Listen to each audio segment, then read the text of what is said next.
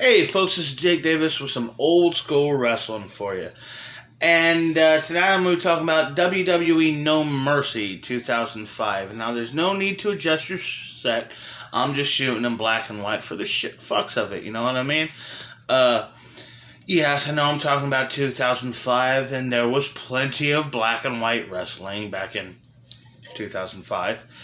But, yeah, we're fucking around. We're having fun. Go with it. No Mercy 2005 was held from the Toyota Center in Houston, Texas. Michigan. Fuck Michigan. Texas. Sorry, Michigan, if you are watching. I didn't mean anything by it. Michigan's alright. I've never been there, but I just, you might be. Anyhow, Toyota Center, Houston, Texas on October 9th of 2005. The reason I decided to do this was tragically the final pay-per-view matchup of the late, great Eddie Guerrero. And, that sucks. And we'll talk more about Eddie when we get to the main event. So, but let's get through this thing, shall we? The opening match was a six-person tag team match. The team of Eminem, Mercury, Nitro, and Melina taking on the tag team champions of the time, Heidenreich and the Road Warrior Animal, God rest his soul, passed away a few weeks ago, and Christy Hemme. This is a bit of a bummer of a match. Heidenreich was never good in the ring at all, and Road Warrior was, he was old already at the time, and he couldn't really bump too bad, so it really kind of felt like Mercury and Nitro's felt a little handcuffed in this match, and it's unfortunate. But it was surprising to see Melina and Christy Hemme. They seemed to go all out. They didn't get a lot of time in the ring, but particularly Hemme. Because the finish goes where Warrior gets Melina up on his shoulders and Christy Hemme tags in and she hits the Doomsday Device, and the baby faces win. I really gotta take my hat off to Melina and Hemme. That's a dangerous move, the Doomsday Device. You watch videos, people talking about dangerous wrestling moves. It's a very, very dangerous move. A lot of people did not agree to even take it. It's one of those situations much like the Razor's Edge where it was so risky and so devastating, got to the point where, if it wasn't going to be the finish, let's just not do it. Let's just not take that risk. And to see two ladies taking a risk like that, and these weren't. Melina is a terrific wrestler, but Christy Hemme, was never particularly trained or that skilled in the ring. She certainly tried as the years wore on, but it was definitely that was impressive. I really was impressed by their gusto in this opening bout. Up next, we have Simon Dean of the Simon System. Hollywood Nova deserved better. Did he, though? You could say he deserved better, but, he got over. You know what I mean? And he's taking on Bobby Lashley. Before this match starts, he comes out to the ring with a platter of 20 cheeseburgers, and these are big, greasy burgers, just loaded with everything. It's cheese and double beef patty. You got your lettuce, tomato, your onion, all the thing. It's a loaded burger, and there's 20 of them. He says, if Bobby Lashley beats me tonight, I will eat every one of these burgers. And Bobby Lashley beats him, really fast. So throughout the night, we keep cutting back to Bobby Lashley. Not so much, he's kind of, intimidating him a little bit. But it's really funny. Bobby Lashley's trying to, come on, you can do it, Simon. Eat them burgers, man. Get that beef down. Kind of shit. It's really funny. It's a funny stuff as the show goes on. I should point out this time, this was during the original brand split. And they didn't play that shit like they do it today. They stuck to it. It was legit. You had your annual draft, and you had your four big seasonal shows, but that was it. Raw didn't fuck around with SmackDown, and vice versa. They stuck to their own. They had their own internal storylines, their own internal workings, and there wasn't a lot of crossover. Which is why people like Edge, Rey Mysterio, and John Cena were able to take advantage of SmackDown and become stars because there wasn't all this crossover nonsense. You know what I mean? But at the same time, at this time in WWE's history, it's very important to point out that, Kurt Angle and Chris Jericho and even Cena and Triple H, Shawn Michaels, it really seems like some of the stronger workhorses in the company at the time were all on Raw, so it was kind of felt that SmackDown kind of had to overcompensate at this period. This was not a good time for SmackDown, and this was a weird time for WWE in general, because this was a few months after the Muhammad Hassan incident, where they basically ran this very, very talented wrestler out of the industry because they booked him poorly. And the Kerwin White incident. Oh my God. Okay, so Kerwin White was just Chavo Guerrero Jr. pretending to be a racist 50s suburbanite. Yeah. That was his whole character. They dropped it shortly after Eddie's passing. But a lot of people looked down on it. It was weird. But believe it or not, I thought it was funny. You know why? Because it was stupid. It was supposed to be stupid.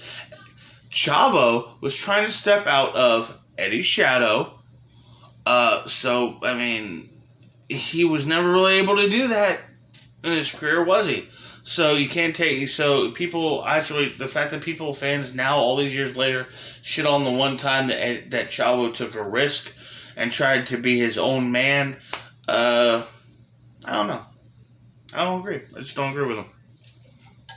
Was it a stupid gimmick? Oh, yeah. Sure, no doubt. But,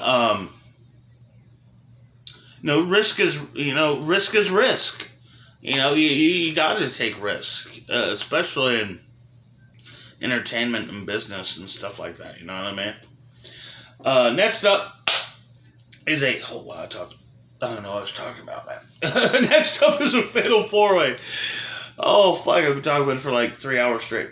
Next up is a Fatal 4-Way for the United States Championship. Chris Benoit defends against Booker T, Christian, and Orlando Jordan. Booker T got Queen Sharmell in his corner, and God, wasn't she gorgeous? This is one of my favorite. It's probably my favorite era of Booker T in WWE, when he was the brash heel. Not quite the King Booker shit. Not when he quite.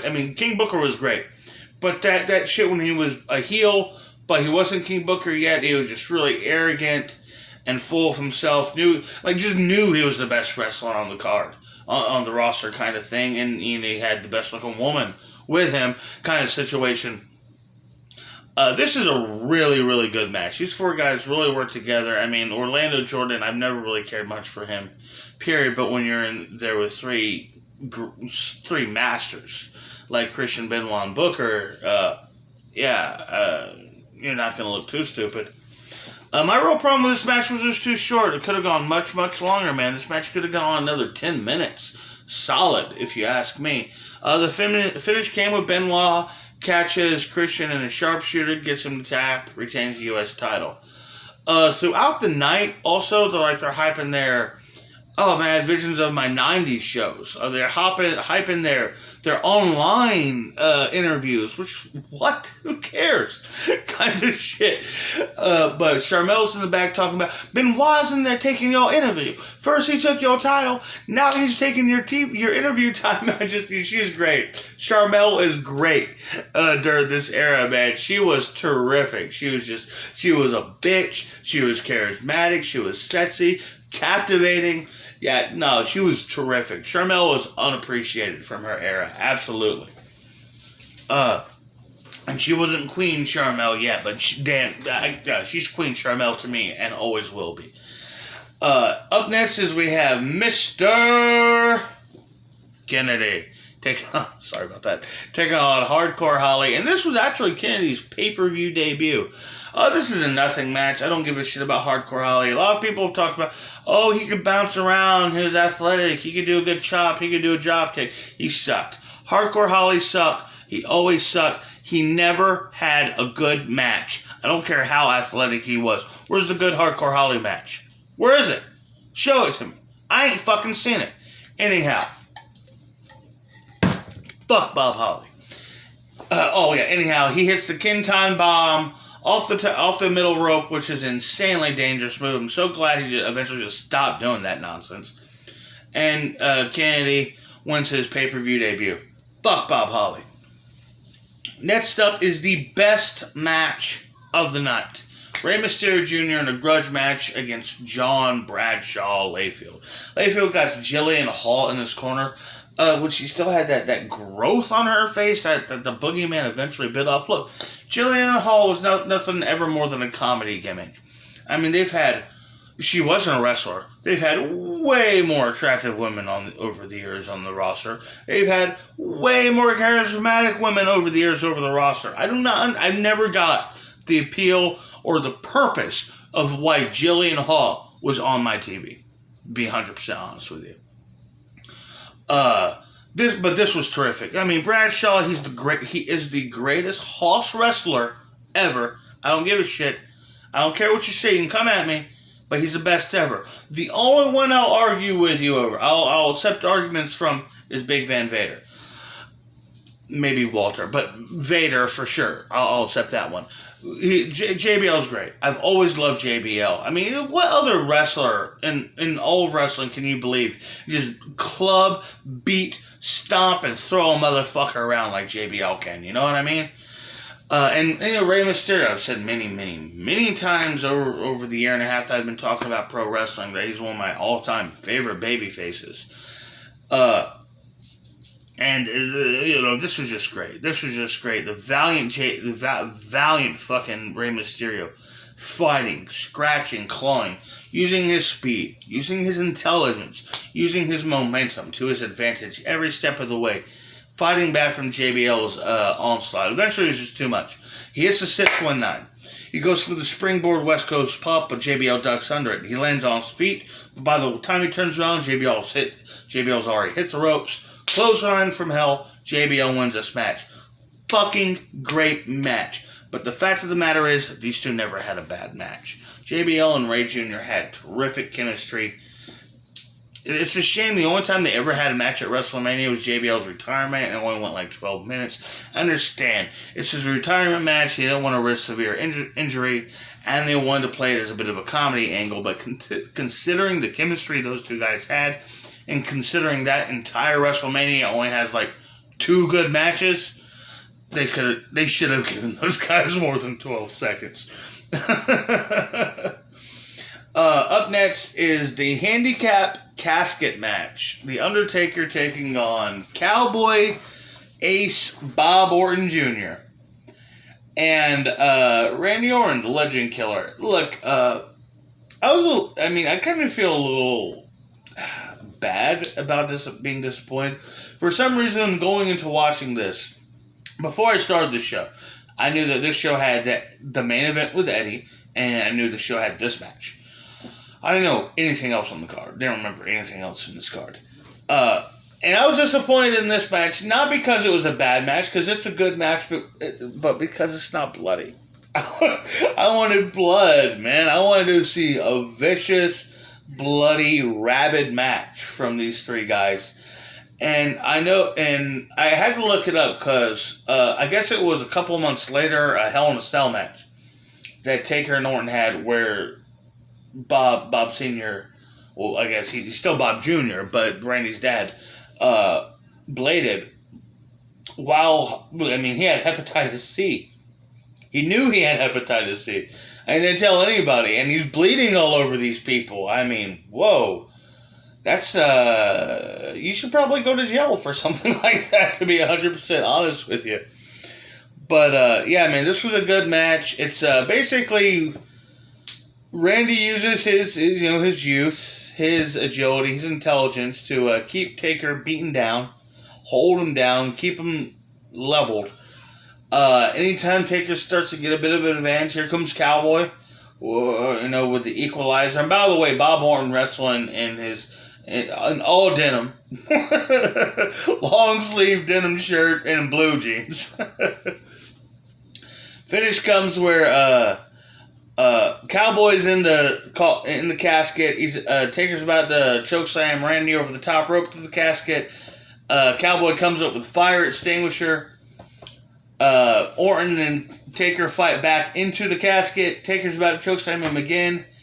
Fucking Randy grabs a steel chair, lays him out clean as a whistle. Just like, I mean, it's not even a fall or a hop or anything. It's just like one fluid motion. Like he leans back on the ring and just like throws his legs out of the casket while he slams the casket lid down. And the Ortons win. It's a really good match, even though I kept waiting for the blade. After the match, the Ortons take the casket up to the entrance. Randy takes out an axe, smashes a hole through the top. They pour gasoline in. They set the whole thing on fire. Michael Cole and Taz act like they've never seen anything like this before, even though I'm pretty sure they did this exact same spot at Rumble 98. And it was really weird as you do a spot like that and it's not the finish. I mean, like, of the show. How do you have fire stunt, but 2 more matches to go, kind of thing, in your booking? Up next is a Cruiserweight Championship match. Nunzio with Vito in his corner defending against Juventud Guerrera with the Mexicals. A lot of people online, anytime they mention the Mexicals, bitch about the lawnmower stuff that they all wrote out on. Was it offensive? Was it kind of racist? Yeah. I mean, was it racist? Yeah. Was it kind of offensive? Not really, because it's like, it does happen. Because, here in Florida, you may not know this, but Florida has a pretty strong Hispanic community. And when, like a year, around, maybe even the year this movie came out, I think it was the next year, but when Nacho Libre came out, I was offended. I thought, oh man, this movie is just, what the hell is wrong with Jack Black? That's an offensive accent. That's an offensive portrayal of a Hispanic man. And I didn't know a single Hispanic person that was offended by it. Just me, the white guy. So, is it offensive? You know what I mean? I mean, that's that question kind of thing. You can't be offended on someone else's behalf, is my point. Anyhow, Hoovy, this is a weird match. There are better cruiserweight wrestlers on the roster at the time, like Chavo Jr. and Paul London, Brian Kendrick. I mean, I don't like Brian Kendrick, but he's better than Nunzio. Nunzio, to me, it wasn't that he was bad. He was funny, and he can bump around, but he was so little. He was so scrawny. How did this man ever win a title? How did this man ever win a fight? Come to think of it. But yeah, I was never a fan of Nunzio. I mean, I never bought Nunzio. You know what I mean? As a tough guy. So this wasn't a terrible match, but it could have been a lot better if they put Hoovy in there with someone better, someone else. But at the same time, I understand Nunzio's dropping the cruiserweight title to Hoovy, the guy who definitely could do more with the championship. And so you gotta get the belt to him somehow, but it just, I didn't care too much for this match, even though I did like the finish. Nunzio goes for like a reverse suplex. Hoovy lands on his feet, flips him backwards, catches him in a Hoovy driver, bam! Drops him down, and Juventud Guerrera is the new Cruiserweight Champion. I believe the only time he would have it in the WWE, and quite frankly, this is his only real highlight with that company. Main event time. Batista defends the World Heavyweight Championship against Latino Heat Eddie Guerrero. Look, man, there's no way getting around it. 2003 to 2005 until his passing in 2005, Eddie Guerrero was the hottest wrestler in the world. Nobody was more popular. Nobody was more over. No one was more charismatic, and no one was having better matches than Eddie was. He was it. He was the be-all and end-all. He was as big as Stone Cold. He was at Stone Cold level. He was the next Austin. He really was, in my opinion. That's what we need. We need this new era, a new vibe of a new character, not just someone playing the anti-authority guy all over again. Eddie was special. He truly was. The whole story was in this. Guerrero had been a heel for about maybe 6 months or so, maybe or less, around this time. And he's finally got himself a title shot against Batista. And going into the match, Eddie had promised, you can trust me. I'm not going to lie. I'm not going to cheat. I'm not going to steal. I'm going to fight you like a man.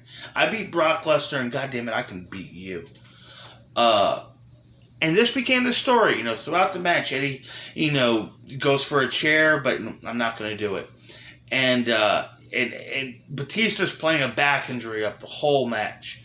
At one point, Eddie goes for a chair. He throws the chair down. Batista picks him up by his head, but Eddie spins around.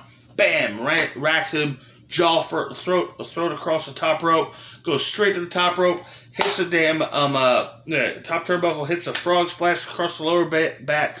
But Batista rolls out of the ring. Oh, just smart stuff all through this match. It's a story of, will Batista turn heel? And will Eddie turn heel? And can Batista's back manage the fight? It's just good storytelling all around. This is a very, very good match. Eventually, the referee gets knocked out. Eddie got the chair, decides not to use it. Batista comes to. They fight for a little bit more, and Batista hits the spine buster, pins Eddie, retains the title. They shake hands, and the show ends with Eddie walking off. Officially babyface, but it was Eddie's walk off into the sunset, because we never see him on pay-per-view again. He passed away like 2 weeks later from a heart attack, and it was, to be candid with you, I've shed a tear. I've cried for 2 wrestlers' passings my whole life. And you can't control something like that. When I found out Eddie Guerrero died, that got to me. And when I found out Randy Savage died, that got to me. I can't say that about any other wrestlers, but those hit me. It was like losing an uncle, like losing a family member. You know what I mean? But aside from that, I want to talk about the finish. Batista wins with a spine buster. I could count on maybe one hand how many matches Batista's won over the years without the Batista bomb, and that's including battle royals and ladder matches and shit. You know what I mean? Batista has the best power bomb in all pro wrestling. I don't care what you say. Kevin Nash's just beautiful floating jackknife power bomb will always look seamless. It will always look effortless. It will always look beautiful. But Batista, he flips you up onto his shoulders and then spikes you with the torque and the impact as if he is burying you through the crust of the earth. That's a badass powerbomb right there. This was an okay show. Much like what I talked about earlier on TakeOver, there's no title changes. There's no feuds being settled or anything like this. It kind of felt like a blah, just calendar-filling event. I didn't hate the show, but it wasn't a great show.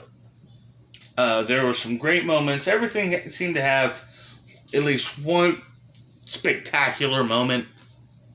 But I would say other than the main event, the casket match, and JBL and Ray, wasn't really a lot here. God damn it, got hiccups all of a sudden. The U.S. title match could have been a lot longer, in my opinion.